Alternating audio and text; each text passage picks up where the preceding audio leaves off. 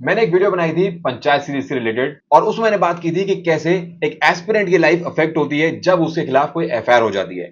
Aspirant जरूरी नहीं है कि गवर्नमेंट सर्वेंट का ही हो, प्राइवेट जॉब सीकर्स के लिए भी अगर एफआईआर हो जाती है तो किस तरह से उनका करियर इंपैक्ट हो सकता है। अगर आपने वो वीडियो नहीं देखी है तो उसका लिंक आपको ऊपर आई बटन में मिल जाएगा, आप जाके वो वीडियो चेक कर सकते हैं, क्योंकि इस वीडियो में मैं आंसर करने वाला हूं कुछ कॉमन क्वेश्चंस को जो एस्पिरेंट्स काफी सोचते हैं जिनके खिलाफ एफआईआर हो जाती है। नमस्कार दोस्तों, मेरा नाम है तरुण, आप देख रहे हैं लॉ पोर्टल। चलिए शुरू करते हैं।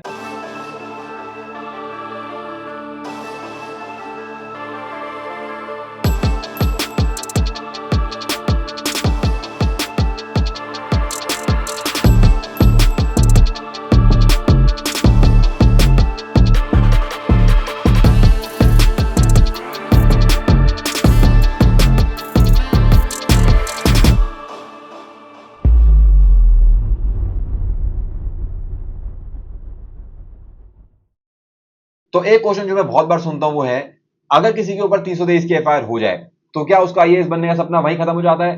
तो उसका जवाब है नहीं। 323 एक माइनर ऑफेंस है, बेलेबल ऑफेंस है और कंपाउंडेबल ऑफेंस है। तो अगर पार्टीज के बीच में कॉम्प्रोमाइज हो जाता है तो वो मामला वहीं खत्म हो सकता है, आपकी एफआईआर खत्म हो जाएगी और आपका सपना जारी रहेगा, आप अपनी मेहनत जारी रखें। फिर दूसरा सवाल आता है कि क्या 307 लग गई तो मेरा सपना टूट जाएगा?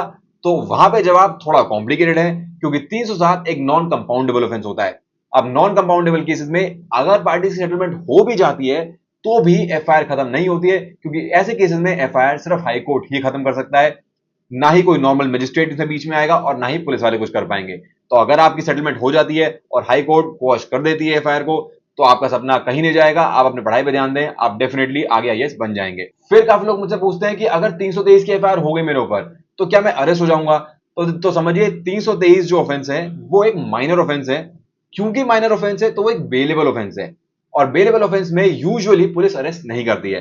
लेकिन अगर अरेस्ट कर भी लेती है तो वहां बेल आपका राइट है, आप पुलिस वालों से ही डायरेक्ट बेल ले सकते हैं। और अगर पुलिस वाला आपको मना करे बेल लेने से तो इमीडिएट किसी लॉयर से कंसल्ट करें, क्योंकि वहां कोई पुलिस वाला आपकी बेल नहीं रोक सकता। फिर एक सवाल आता है कि क्या एफआईआर क्वॉश होने के बाद जब आपकी बैकग्राउंड वेरिफिकेशन होती है जॉब के लिए तो उस पर क्या फर्क आता है?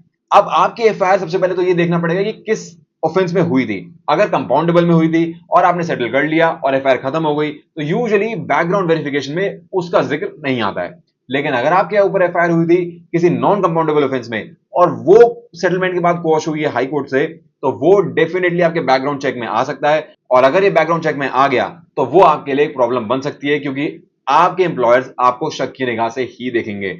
तो ऐसे में एडवाइजेबल होता है कि जब आपकी एफआईआर क्वॉश हुई थी तो आप अपने वकील साहब को बोलें कि वो आपके क्वॉशिंग के ऑर्डर का एक सर्टिफाइड कॉपी आपको निकाल के दें, ताकि आप अपने एम्प्लॉयर्स को ये तसल्ली दिला सकें कि आपके केस में जो क्वॉशिंग का ऑर्डर आया है वो वैलिड है और अब आपके खिलाफ एफआईआर खत्म हो गई है। फिर आता है कि एफआईआर होने के बाद भी सरकारी नौकरी मिल सकती है या वीजा मिलने में कोई दिक्कत होती है। तो वंस अगेन, जैसे मैंने आपको बोला कि एफआईआर होना is not an end to everything. आप अपना काम जारी रखिए और कोशिश करें मैटर सेटल करने की, अगर मैटर सेटल होने लायक है यानी कि कंपाउंडेबल है तो। अगर नहीं तो आप एक लीगल गाइडेंस लें और उसके हिसाब से ही प्रोसीड करें। फिर एक क्वेश्चन आता है कि कॉम्प्रोमाइज करने के लिए पैसे देने पड़ते हैं। तो देखिए, यूजुअली तो आपको एक मॉनिटरी एंगल यानी कि पैसों का सहारा लेना ही पड़ेगा, वरना बिना पैसों की सेटलमेंट बहुत ही कम होती है। क्योंकि हर एक फाइट में, हर एक एफआईआर में एक अग्रीव्ड पार्टी होती है और एक अग्रेसर होता है, यानी कि एक विक्टिम होता है और एक मारने वाला होता है। तो ऐसे केसेस में अगर आपको सेटलमेंट करनी है तो पैसे तो बीच में आएंगे ही। अब वो पार्टीज के बीच की बात है कि वो कैसे सेटल करती हैं, बट हर केस में पैसा लगे ये भी जरूरी नहीं है,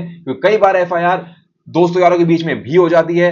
तो ऐसे केसेस में लोग जब सुलह करते हैं तो पैसे को बीच में नहीं लाते हैं। तो अगर पैसे बीच में नहीं है तो भी आपका मामला सेटल हो सकता है। फिर एक सवाल आता है कि क्या होगा अगर मेरे खिलाफ जो एफआईआर है वो झूठी है, यानी कि आपके खिलाफ आपने कुछ किया ही नहीं और एफआईआर हो गई। तो ऐसे केसेस में आप डेफिनेटली हाई कोर्ट जा सकते हैं विदाउट सेटलमेंट, और अगर आप हाई कोर्ट को ये समझा सकते हैं, ये प्रूव कर सकते हैं कि आपके खिलाफ जो एफआईआर है वो फेक है, वो गलत है, तो हाई कोर्ट आपको जरूर बचाएगी और आपके खिलाफ एफआईआर रद्द कर देगी। फिर सवाल आता है कि क्या कॉम्प्रोमाइज करने के बाद कोर्ट जाना पड़ता है? तो जैसे मैंने स्टार्टिंग में बताया, कॉम्प्रोमाइज करने के बाद सिर्फ नॉन कंपाउंडेबल ऑफेंस में ही आपको कोर्ट जाना पड़ेगा, दैट टू हाई कोर्ट। अगर मामला कंपाउंडेबल है तो अगर वो मामला अभी तक मजिस्ट्रेट कोर्ट में नहीं गया है तो आप उसको थाने से ही खत्म कर सकते हैं। लेकिन अगर कोर्ट पहुंच गए तो आप अपना सेटलमेंट एग्रीमेंट कोर्ट में दे दें और वहां वो खत्म हो जाएगा। फिर कई लोग पूछते हैं कि सर हमारा तो सेटलमेंट पुलिस थाने में हो गया था, पुलिस के सामने हो गया था, तो इसका मतलब तो हमारी एफआईआर खत्म ही हो गई है। तो देखिए, इसके भी दो एस्पेक्ट्स हैं।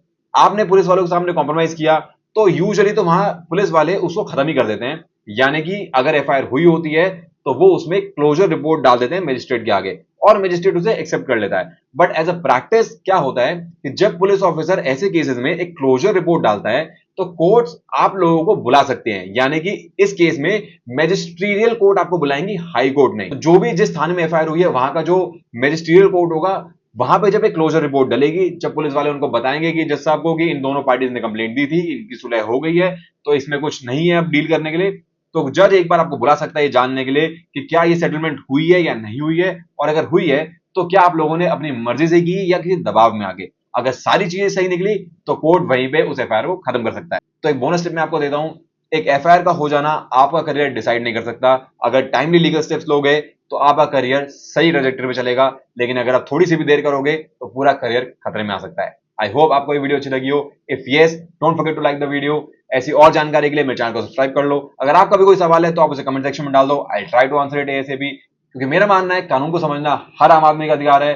मेरी वीडियोस देखोगे तो कानून को समझना इजी बना दूंगा। मैं मिलूंगा आपसे नेक्स्ट वीडियो में। Till then take care, bye bye.